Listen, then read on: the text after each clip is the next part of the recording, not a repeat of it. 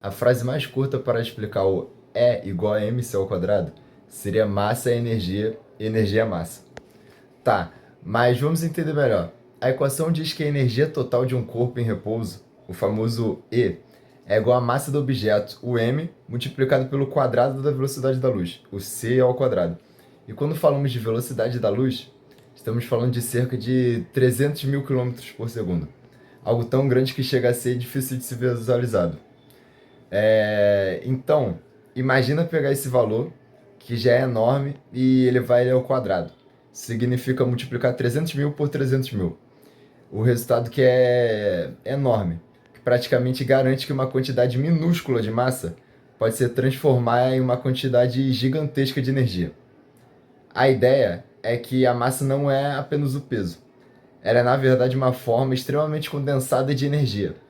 É como se a massa fosse energia presa e a energia que está ali armazenada, em certas condições, pode ser liberada.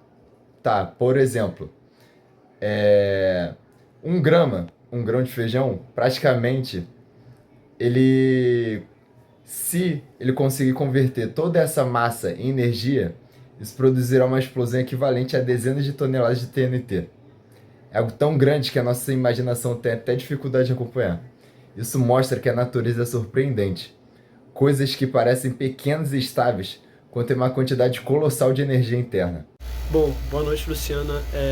Desculpa pelo horário, sei que é meio complicado, mas foi mal. A culpa foi minha, a culpa foi minha. Se quiser descontar ponto, pode descontar de mim. Bom, João Gabriel é meu nome e eu vou falar sobre a relação com energia nuclear e física das partículas.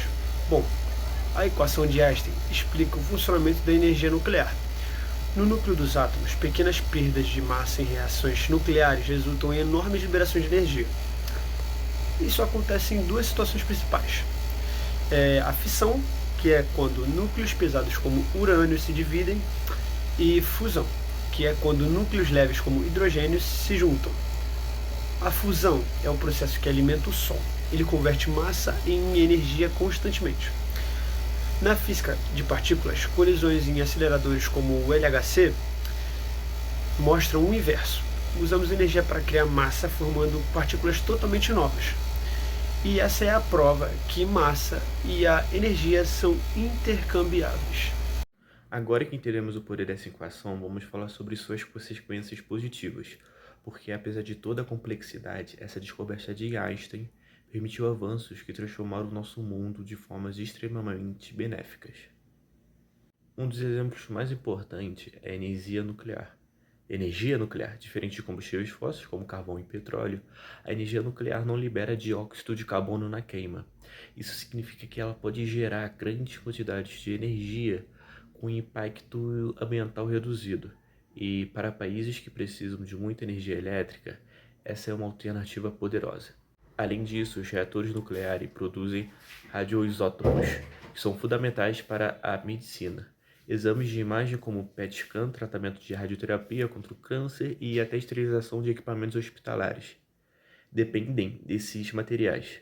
Milhões de pessoas já tiveram suas vidas salvas ou prolongadas graças à tecnologia derivada dessa compreensão da relação de massa e energia.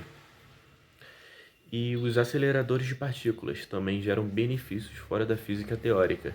Eles contribuíram para o desenvolvimento de novos materiais, para o aperfeiçoamento de microchips e até técnicas médicas, como a terapia por feixe de prótons, que é uma das formas mais precisas de atacar tumores sem destruir tecidos saudáveis. Esses avanços mostram que o conhecimento científico, quando bem direcionado, é capaz de melhorar vidas, desenvolver tecnologias, expandir o conhecimento humano e resolver problemas reais. Bem, é impossível falar da equação do mc ao quadrado sem falar nas questões éticas que ela trouxe para os dias de hoje. E porque, ao mesmo tempo que ela trouxe avanços incríveis para a humanidade, ela também trouxe um dos momentos mais trágicos para a própria, que no caso é o desenvolvimento das armas nucleares. Durante a Segunda Guerra, os cientistas descobriram como manipular a fissão nuclear para um nível catastrófico, um nível mais do que nível de cidade, um nível de quase estado. E com isso, eles criaram as bombas de Hiroshima e Nagasaki. E só foi possível essa bomba ela estourar e destruir tanta coisa porque eles descobriram como fazer parte da matéria se transformar em energia, assim como Einstein previu. O lançamento dessas bombas, elas trouxeram muitos desastres e fizeram as pessoas meio que derreter instantaneamente, porque era uma energia tão forte, tão grande, que não dava nem tempo de tentar fugir ou sobreviver, porque pessoas que estavam próximas do local de explosão, elas simplesmente desapareciam, e também era tão rápido que as pessoas desapareciam e suas sombras ainda ficavam no chão, porque não conseguiam acompanhar a velocidade. E é nisso que vem a teoria das sombras de Hiroshima e Nagasaki, porque as pessoas elas desapareciam e suas sombras ficavam lá. E perante a isso, também tem questões que perduram até hoje, devido a esses acontecimentos, sobre quem deve controlar esse poder, como evitar dele ser usado. Então, são questões éticas que a gente segue até hoje se perguntando como devemos fazer corretamente. Além disso, temos também desastres de usinas nucleares, como por exemplo Chernobyl e Fukushima, onde fenômenos naturais ou erros humanos podem trazer muitas consequências graves. Então, resumindo, a famosa fórmula do mc² também não é um símbolo de poder humano, não é só um símbolo de poder humano, mas também mostra pra gente que os seres humanos eles têm que ter muito controle em questão de ética, responsabilidade e segurança.